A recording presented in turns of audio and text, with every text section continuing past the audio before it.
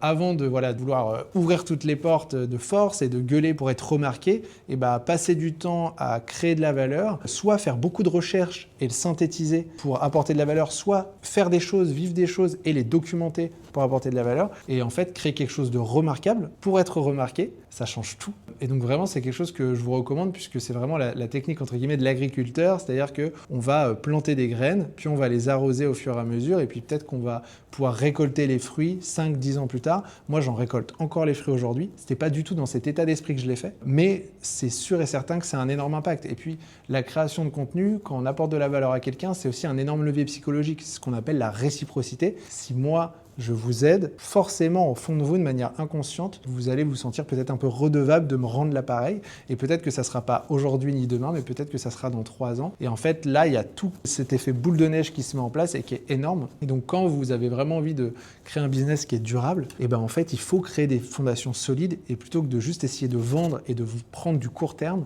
créer quelque chose sur lequel vous allez pouvoir surfer sur le long terme. Ayez vraiment ça en tête. Comment est-ce que je fais aujourd'hui pour apporter de la valeur, pour créer un contenu qui va pouvoir aider ma cible sur du long terme et qui va du coup pouvoir porter mes futurs projets au fur et à mesure. Moi, j'ai cette vision-là. C'est d'ailleurs pour ça que je crée le podcast aujourd'hui, que j'ai la newsletter, que j'ai LinkedIn, etc.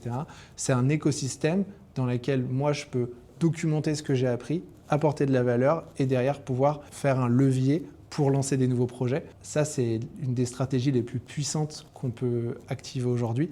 Je l'ai fait quand je me suis lancé il y a 5-6 ans, je le fais encore aujourd'hui, ça veut dire que ça marche encore. Donc j'espère que ça pourra vous planter la graine de peut-être vous dire, tiens, est-ce que je peux faire un pas de côté et réfléchir à un petit projet, un side project que je pourrais lancer ?